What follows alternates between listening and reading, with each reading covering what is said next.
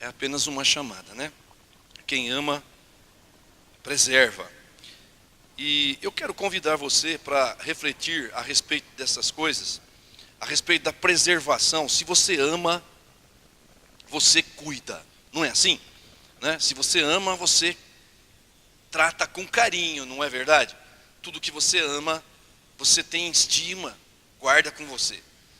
Então, nós vamos ver hoje, essa noite,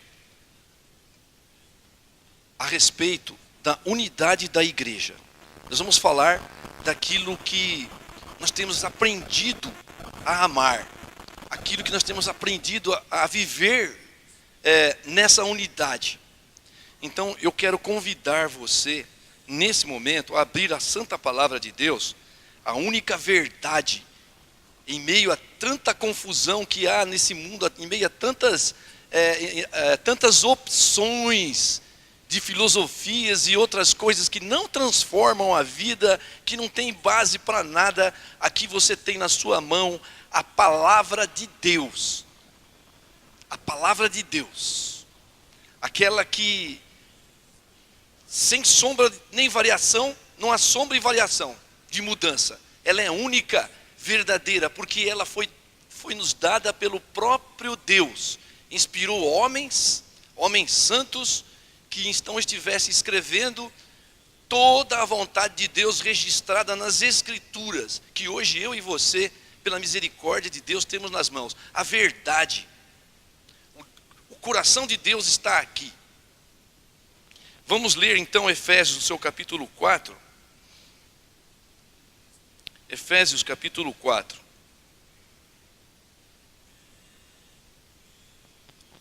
Seu verso 1 até o 6. Olha, assim diz a bendita palavra: rogo-vos, pois eu, prisioneiro no Senhor, que andeis de modo digno da vocação a que fostes chamados, com toda a humildade e mansidão, com longanimidade, suportando-vos uns aos outros em amor, esforçando-vos diligentemente por preservar a unidade do Espírito no vínculo da paz.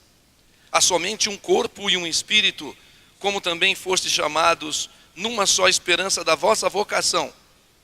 Há um só Senhor, uma só fé, um só batismo, um só Deus e Pai de todos, o qual é sobre todos e age por meio de todos e está em todos. Senhor, obrigado pela verdade, por essa segurança que temos hoje de poder olhar a Tua palavra. Nós somos tão pequenos, nós precisamos, nós carecemos, Senhor, dependemos inteiramente da ação do Senhor nas nossas vidas.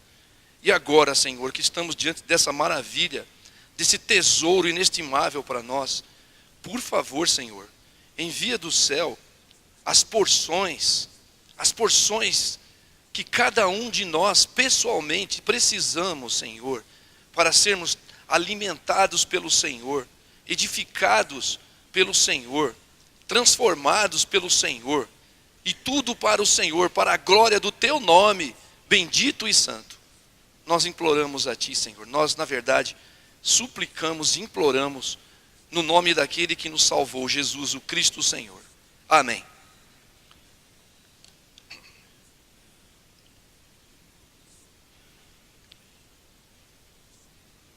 Meus irmãos,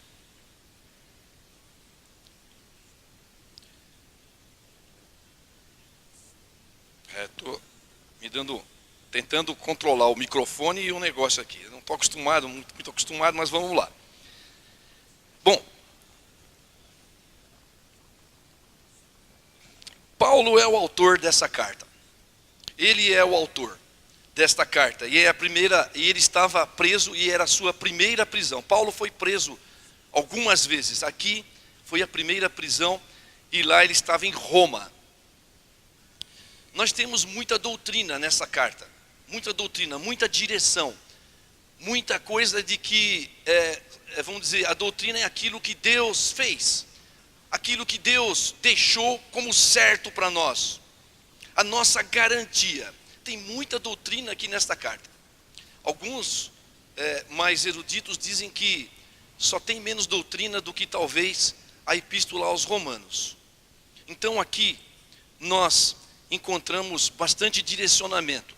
Nós entendemos aquilo que Deus fez por nós, aquilo que Deus fez desde os tempos eternos por nós. É assim a doutrina é o norte, ela fala sobre isso, o que Deus fez. E aqui também, nesta carta, o objetivo principal de Paulo era deixar a igreja ciente a respeito da igreja como o corpo de Cristo. Era esse o objetivo principal de Paulo quando ele escreveu aos Efésios. Nós vamos perceber isso, que ele enfatiza muito isso, a respeito do corpo de Cristo, o qual ele mesmo, que é a igreja, e o qual ele mesmo é o cabeça. É isso que Paulo tem em mente quando ele escreve alguns capítulos dessa epístola. Comprovando isso, desde o capítulo número 1, você pode apagar essa primeira coluna aqui, essa primeira linha, por favor? Desde do capítulo 1, ele já deixou isso já em evidência, e diz o seguinte, aí como vocês estão lendo, que ele pôs as coisas debaixo dos pés, e para ser o cabeça, quem é o cabeça? Jesus, sobre todas as coisas, o deu à igreja, o qual é o corpo, a plenitude daquele que a tudo enche em todas as coisas. Então aqui estamos deixando claro que a igreja é o corpo, e Cristo o seu cabeça, é aquele que comanda, é aquele que faz todas as coisas, aqueles que dá direção, é o dono, é o Senhor, é o comandante da igreja, Jesus o Cristo, o Salvador. É Ele quem dá as ordens, é Ele quem dá direcionamento, é Ele que faz frutificar, é Ele quem multiplica o seu povo. Jesus, o dono da igreja, o cabeça. Nós entendemos isso porque Ele está fazendo aquela similaridade, né, do nosso corpo. Então quem é que comanda o seu corpo? Se não é então a sua cabeça? Não é verdade? Não é assim? Jesus, Ele é o cabeça da igreja. É Ele que comanda a igreja. É Ele que faz tudo na igreja. Isso nós estamos vendo. Os 3 primeiros capítulos da epístola aos Efésios, ele fala muito de doutrina. Ele trabalha muito a questão doutrinária. Então aquilo que Deus fez por nós. E nós vamos verificar isso, porque ele coloca aqui aquilo que de fato é muito importante para nós, que é toda a nossa segurança. A doutrina é a nossa segurança. É aquilo que nós podemos, e que nós nós precisamos entender para ter segurança.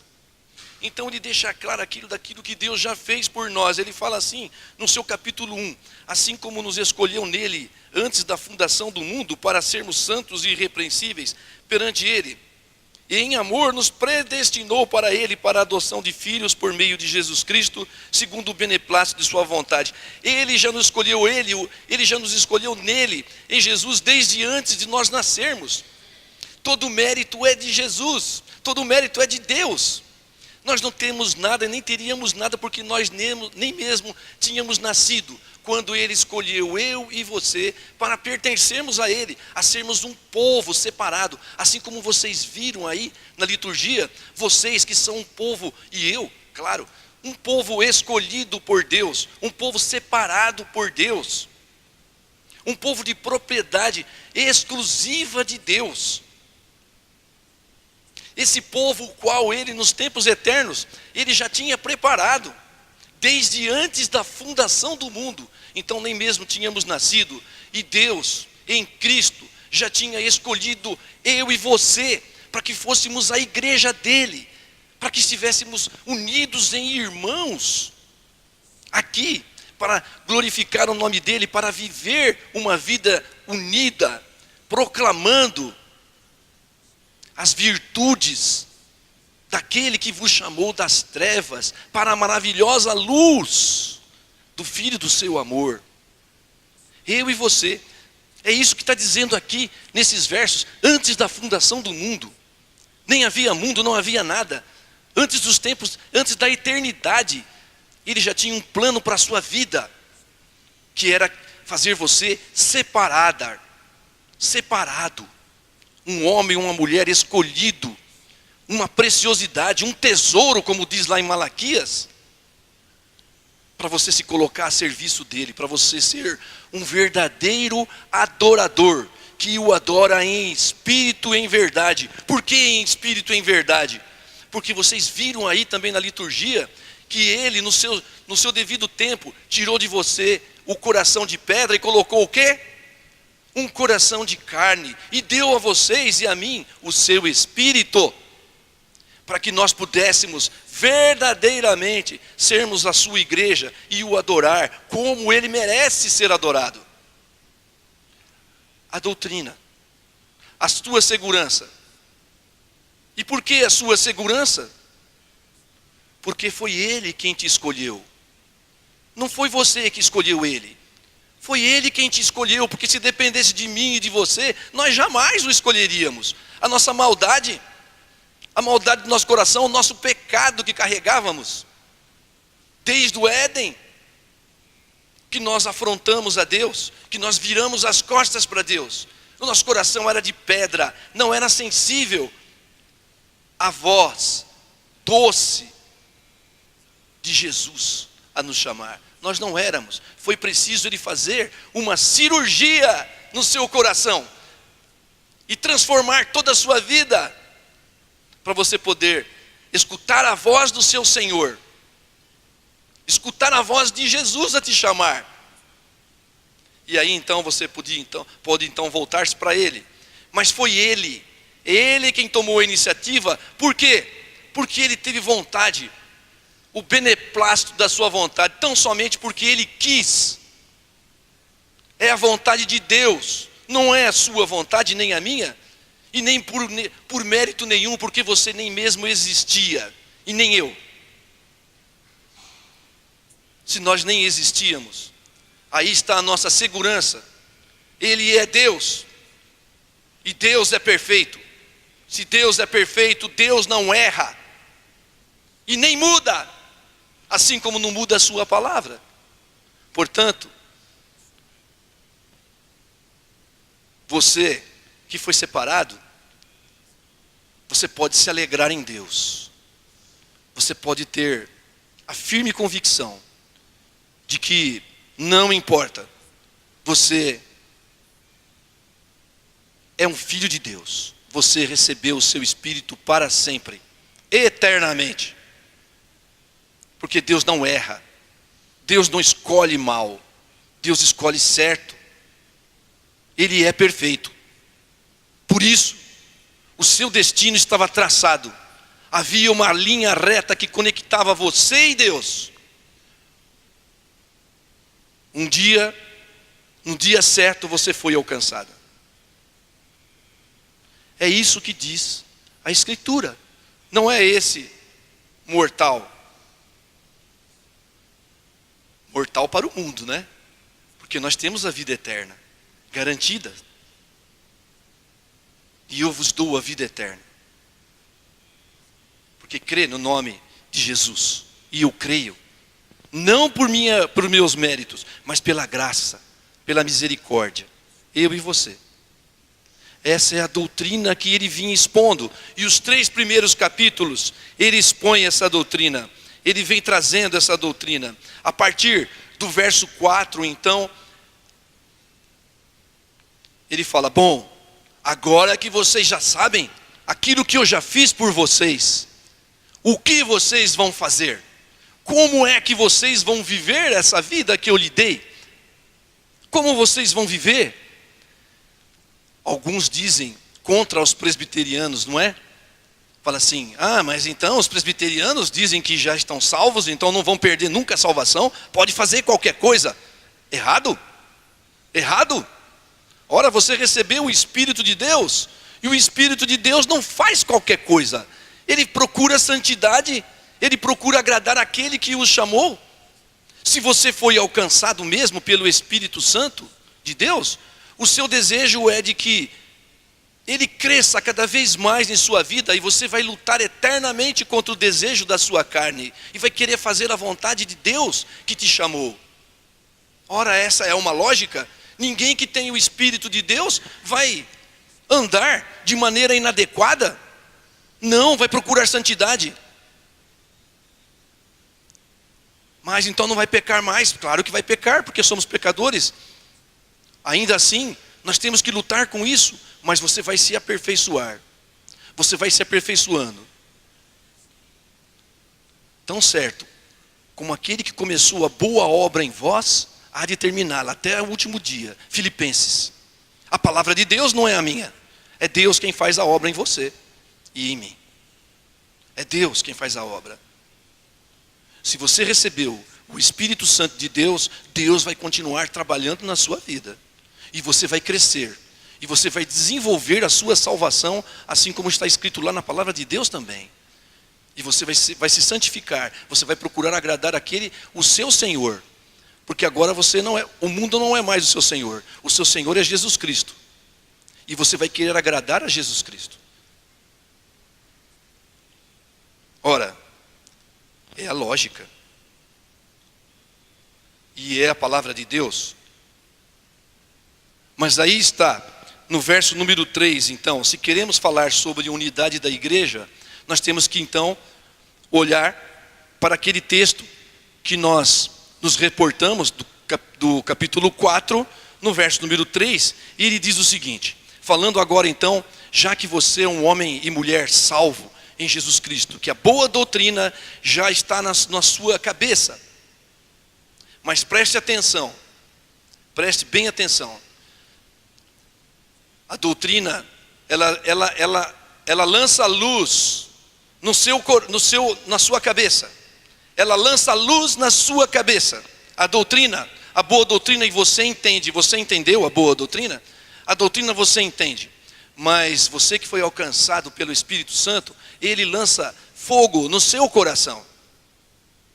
Então, você nunca mais vai ser a mesma pessoa. Nós precisamos ter luz no cérebro e fogo no coração por Jesus, pelos seus preceitos, pela sua boa doutrina, pelos seus mandamentos. Nós dizemos que amamos Jesus e Jesus diz para nós, aquele que me ama, obedece os meus mandamentos. O desejo ardente de agradar o seu Senhor, luz na cabeça, fogo no coração, o desejo de agradar ao seu Senhor que você cantou aqui, que você cantou, Jesus, o Filho de Deus, que morreu por mim, ele morreu por você e por mim, gente.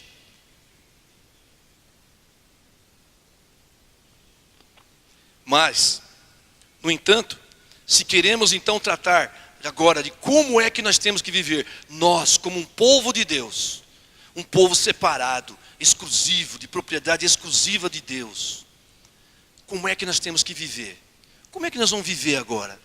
Ora, então vamos olhar para o texto bíblico, porque agora ele vai dizer para nós, olha, então vocês têm que viver assim, vocês já sabem a doutrina, vocês já sabem tudo que eu fiz por vocês, agora façam assim, vivam a sua vida desse jeito, esforçando-vos, esforcem, povo de Deus, se esforcem, enveredem todos os esforços, sejam fortes e corajosos, sejam fortes, esforcem diligentemente e preservem a unidade do Espírito no vínculo da paz. E aí nós temos um ensino também. Ele diz que nós somos chamados a fazer algo. O que nós temos que fazer então? Preservar no sentido de que ele deve estar bem presente, ele deve estar crescente em nós. O Espírito que você e eu recebemos, ele deve crescer em nós, assim como disse João, importa que ele cresça e eu diminua. É nesse sentido que nós temos que preservar, porque nós não criamos unidade. Eu e você, nós não criamos unidade. A unidade vem do Espírito que você recebeu. Preste atenção no que ele falou. Por preservar a unidade do Espírito. Preste atenção nisso. Está aqui no texto, está aqui, será? Ah, está aí. Preservar a unidade daquilo que você recebeu. Eu e você recebemos. É essa unidade. E como nós temos que preservar essa unidade? Preservar a unidade do Espírito Santo que já recebemos. Temos que preservá-la no vínculo da paz. No vínculo da paz. Da paz, meus irmãos. Temos que ter paz, mas não a paz que o mundo nos dá, a paz que você recebeu. Eu e você recebemos. Porque nós recebemos o Espírito de Deus. Nós cantamos aqui no coral, não é?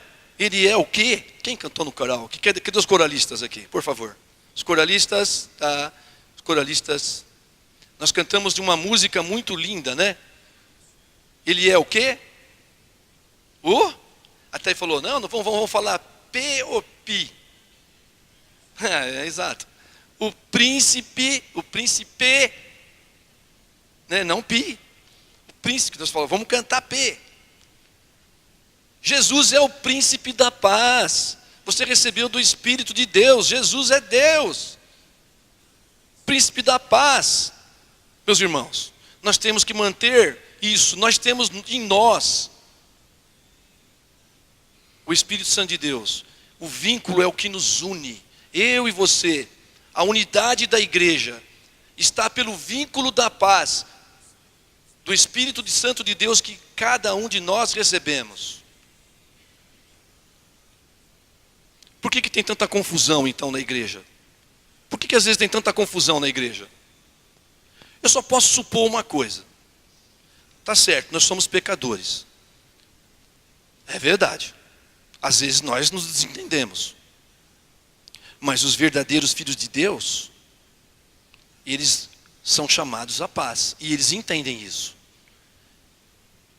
A confusão porque no meio do povo de Deus tem também um monte de outras coisas que não são filho de Deus.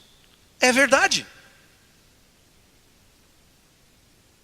E esses malfeitores, e esses colaboram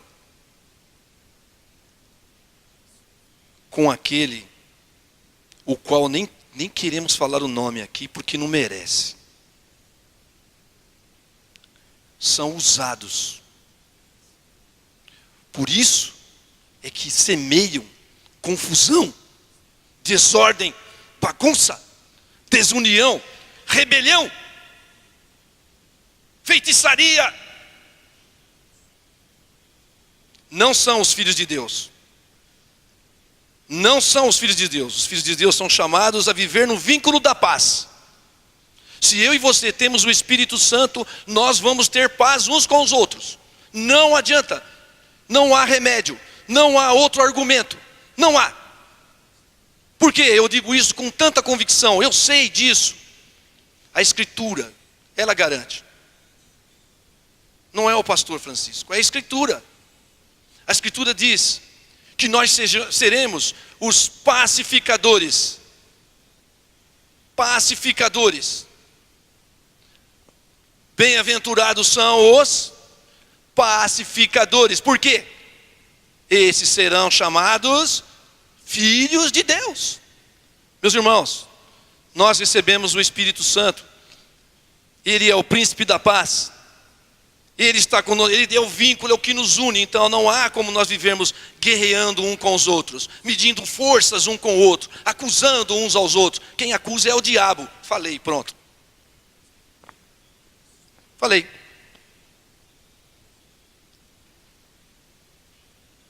Nós cooperamos uns com os outros.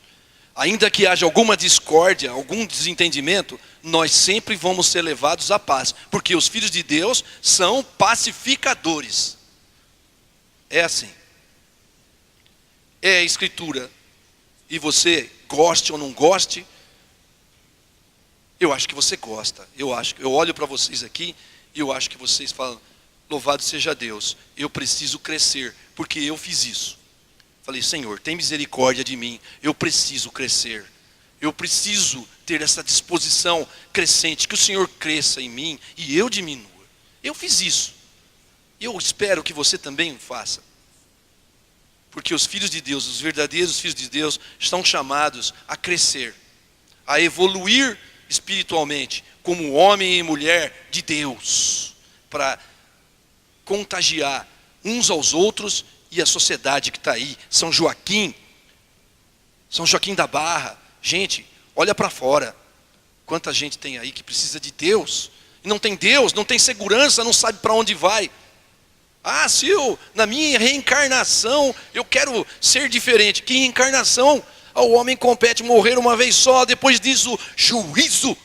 Fim de papo. Juízo. E eles não sabem. Você sabe. Você é filho de Deus. Você é filho de Deus. Você sabe.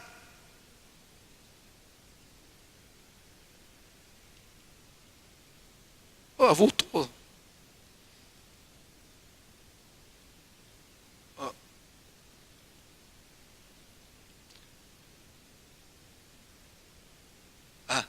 Isso. Muito bem. E aí está os pacificadores.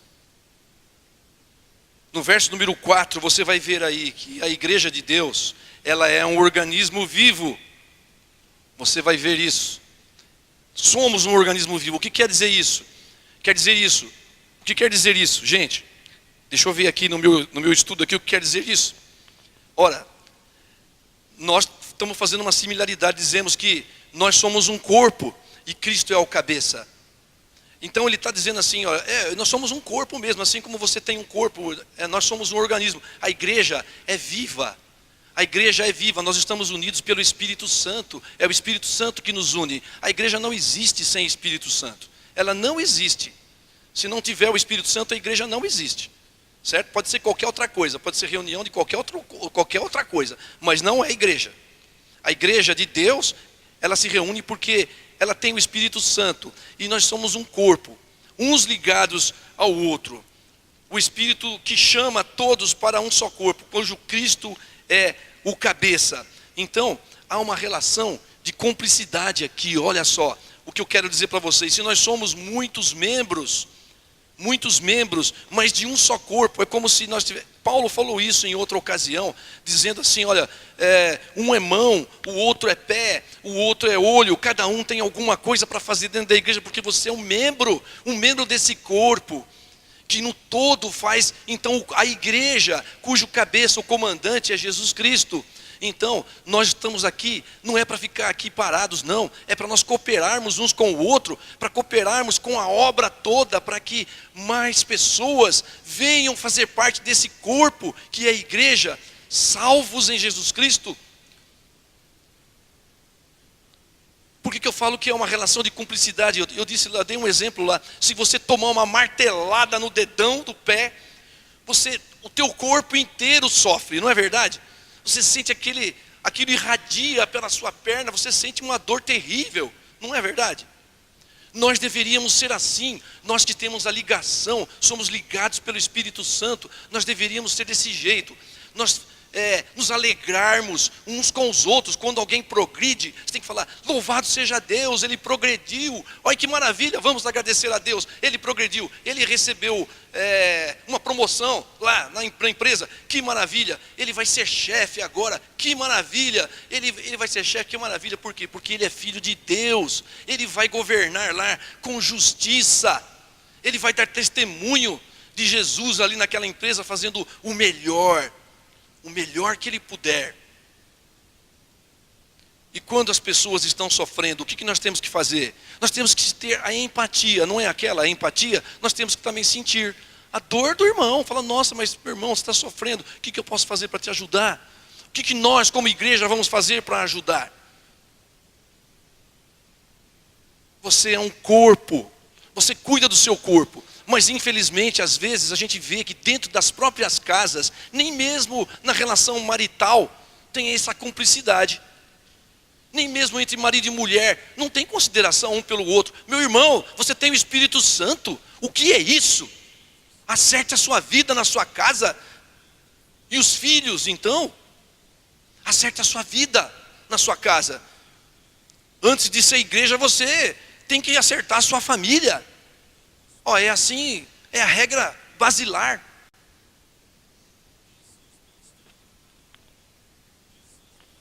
Nós temos que ter consideração uns pelos outros. Nós temos que sentir alegria porque as pessoas se promovem. E nós temos que sentir tristeza porque as pessoas se entristecem. E acontecem coisas com as pessoas que faz parte da natureza humana, que a gente não queria que acontecesse, mas acontece. E a gente tem que ir lá e suportar. Temos que ir lá e abraçar. Você está cuidando do corpo. É assim que é a unidade. Paulo mostrou para nós a respeito daquilo que Deus fez, e agora ele está mostrando para nós a respeito daquilo que nós temos que fazer, como que eu e você, como filhos de Deus, respondemos a tudo, a bênção que Deus já fez por você. Como é que você responde? A unidade da igreja. A igreja é um organismo.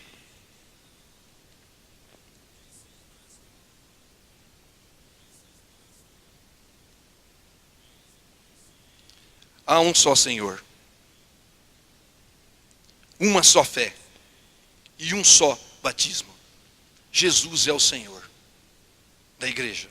E nós temos só, a nossa fé é totalmente voltada e direcionada para Cristo.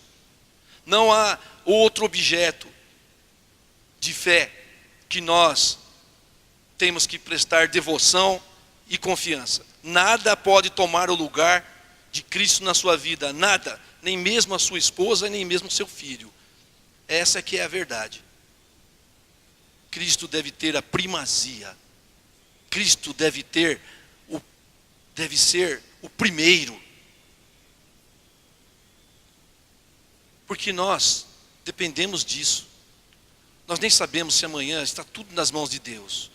E segundo a palavra de Deus, Ele governa, Cristo governa todas as coisas pela palavra do seu poder. Ele governa. É Ele quem governa, é Ele quem controla. Eu não sei se eu vou sair daqui e vou estar vivo amanhã. Nem você. Ele é o detentor. Ele é o autor da vida. E Ele é o preservador da vida. O Senhor. A nossa fé tem que ser direcionada somente para Ele. Um só Deus. Um só batismo. E aí a gente se lembra do batismo. O batismo. A gente vem aqui na frente, toma um banho de água. Às vezes o pastor joga mais água do que devia. Maravilha. É o sinal externo daquela graça que Deus já fez no seu coração. Daquele dia que Ele operou você e que tirou seu coração de pedra e colocou um coração de carne ali, que mandou e falou assim: olha, você será o meu povo e eu serei o seu Deus. Eu serei o seu Deus e você será o meu povo. Você se lembra daquele dia. E a igreja exulta no Senhor, porque fala: olha, mais um irmão. Glórias ao Senhor, Ele manifestou. Um só batismo. O batismo que Jesus operou no seu coração e que a gente externaliza aqui. Ora, então é isso. Ele já fez. E nós então temos que fazer algo. Vamos externalizar dessa maneira. Agradecer ao Senhor. E mostrar para o mundo que nós temos um Senhor. Que nós pertencemos a Cristo. Por isso nós nos batizamos. Com alegria. Os verdadeiros cristãos que recebem a graça, entregue a todos os cristãos verdadeiros. E no verso número 6, um só Deus e Pai. E aí mais uma vez expressa a soberania eterna do nosso Deus. Um só Deus e Pai de todos, que age por meio de todos e está em todos. Ele nos criou para a sua glória. E você e eu temos que saber que nós temos dupla alegria. Porque Ele criou. Ele não criou você? Criou você, Pamela? Criou você, Carol? Criou eu? Criou tudo, criou todos. Mas nós temos que ter dupla alegria. Por quê? Porque um dia, Pamela, Ele te recriou. Um dia, Carol, Ele te recriou. Ele te vivificou, você nasceu de novo em Cristo Jesus. Então você tem que se alegrar duplamente, mais do que todos, porque Jesus te chamou. E você renasceu para Jesus. Você então teve vida verdadeira. Nasceu de novo, como ele falou lá para Nicodemos. Nicodemos, você tem muita luz na sua cabeça, mas você precisa nascer de novo. Eu preciso tirar esse coração daí, e eu preciso colocar em você um coração de carne, e te dar o meu espírito, e você vai nascer do alto. Porque nascer de novo é isso, é nascer do alto. A palavra grega é essa, nascer do alto, é nascer de Deus. Então ele fez com que nós nascêssemos duplamente. Duplamente, eu nasci 2 vezes. Tem gente que fala que nasceu de novo até mais, né? Quando passa por uma situação terrível, né? Fala, nossa, nasci de novo. Isso é só uma expressão. Mas nós nascemos de novo verdadeiramente. Porque Deus nos fez vivificar em Cristo Jesus. Meus irmãos, nós vamos ficando por aqui, nessa nossa estudo e reflexão sobre a unidade da igreja. E nós vimos hoje, por aqui, a respeito da graça maravilhosa. Nós fomos salvos pela graça maravilhosa de Deus. E por isso é que você tem fé em Jesus Cristo, porque Ele foi quem colocou a fé no seu coração. Foi Ele quem mudou o seu coração, na verdade. Ele quem mudou o seu coração. Nós vimos que a igreja de Deus é um organismo vivo, e que eu e você estamos ligados pelo vínculo da paz. E é ali, pelo vínculo da paz, que nós temos que preservar essa unidade do Espírito. É em paz, é tendo paz, é lutando pela paz. Em Colossenses fala que o vínculo da perfeição é o quê? O amor. Mas meus irmãos, aonde tem o amor, só pode ter paz. Ninguém faz guerra pelo amor. Ninguém faz confusão. Se você ama, você não tem ciúmes, você não se ufana, você não ressente do mal. Os seus interesses estão que o outro seja abençoado. O teu interesse está que o outro seja agraciado. Então você pode ter paz. Não há contradição. O vínculo da perfeição é o amor.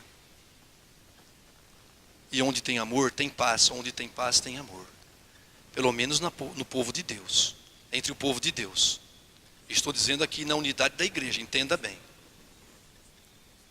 Você também então aprendeu que além de sermos um organismo vivo, Deus falou no seu coração que você é chamado para isso. A preservar essa unidade no vínculo da paz. Amém. A mighty fortress is our God, a bulwark never fails.